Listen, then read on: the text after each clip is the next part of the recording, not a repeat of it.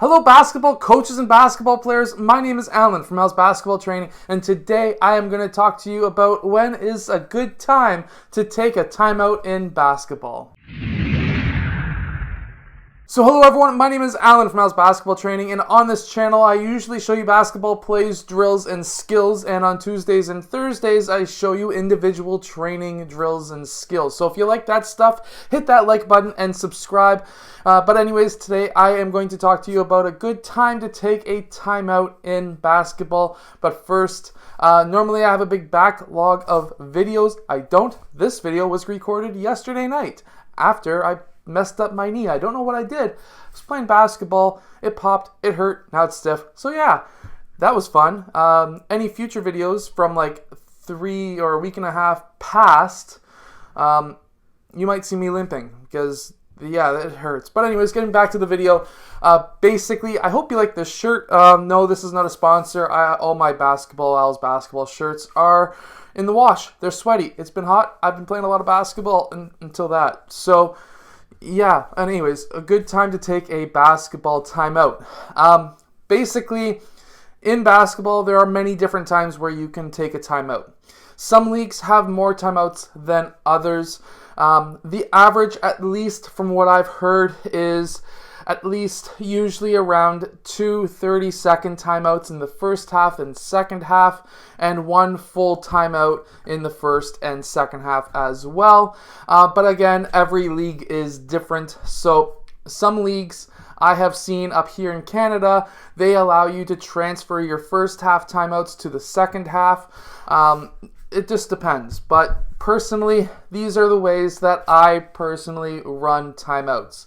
If my team, number one, if my team is not on a run, like on a defensive crappiness run, like if the other team scores 5, 7, 10, 12 points in a row consecutively, we're turning over the ball, that kind of thing, you got to call a timeout. You need to get that done. You need to get that out of their system. Maybe they need to take a break, like that 30-second break of breathing, maybe a sip of water. But maybe there's something going on where they just need to have a rest, or maybe you need to get other players in the game. Or you see that they're running a certain offense, you're running a different defense, and you need to change your defense, or some kind of strategy change. If there's a big run from the other team, you might want to take a timeout. Now, another time you would want to probably take a timeout is if you're down by a few points near the end of the half or near the end of the game. And what you need to do is be able to stop that clock, get the ball to half court so that you can now run a half court inbounds play to try and get a quick point or a quick basket. So that is another time where you could take a timeout.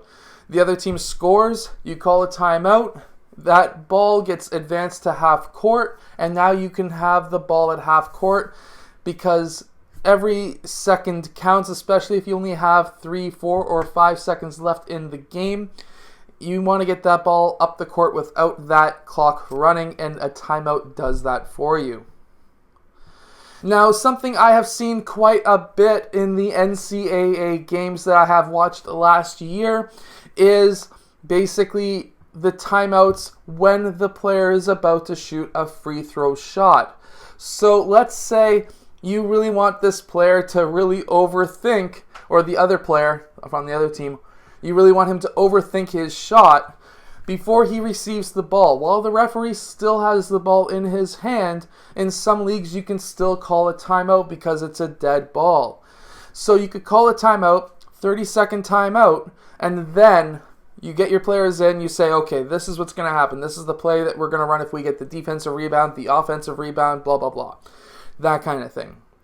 Now, what that's actually doing to the player who's about to shoot is he's already got in the mindset of, okay, I'm going to do this and that, and I'm going to take my shot.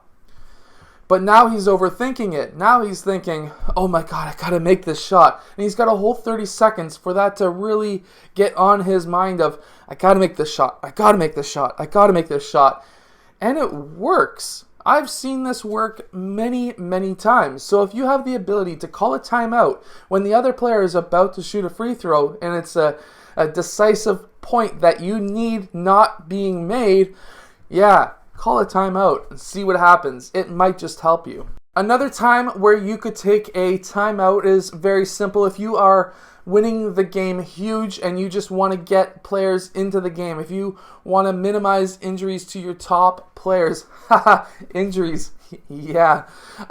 If you want to minimize injuries to your players, your higher on the bench players, you can, with like a few minutes left in the game, get your bench in, get your good play or your better players out so that you don't have to risk injury with those players. But also, not to be so self-centered, you can get those next 5 players who are maybe at the end of your bench some playing time, because playing time is very important to every player. Now, I'm not one of those coaches who are like, yeah, everyone gets free, easy, everyone plays the same amount of minutes kind of guy. No, I'm not. But what I am a big fan of is getting the bench in when you can, so that now they have game experience, because if you have 3 players who go down with an injury, you're going to be screwed if a guy goes on the court for the first time all season and says, I'm nervous as shit. What the hell am I going to do? Yeah, that's not fun for nobody. Or that's not fun for anybody. You want to get your players in as much as possible so that they can have experience in the game, so that now when they're in the game in a very crazy, like, high intensity championship game and there's maybe some injuries or foul issues or something, that now they have the ability to play in that game. So you can use timeouts to get more players into the game. Anyways, I hope that you have enjoyed today's video. I hope that these little quick tidbits of timeouts help you. And if they do, leave a comment below and let us know, what you think about today's video. I made this video at, I don't have a watch on right now, 9 p.m. at night, so it's going to be edited probably by a 10:30 or 11, and my knee hurts. So I'm going to go take some Advil because it might be swelling up. It felt like it's very stiff. Anyways, that's enough about me. I hope that you have a great day, and I'll see you guys again tomorrow for another daily basketball video.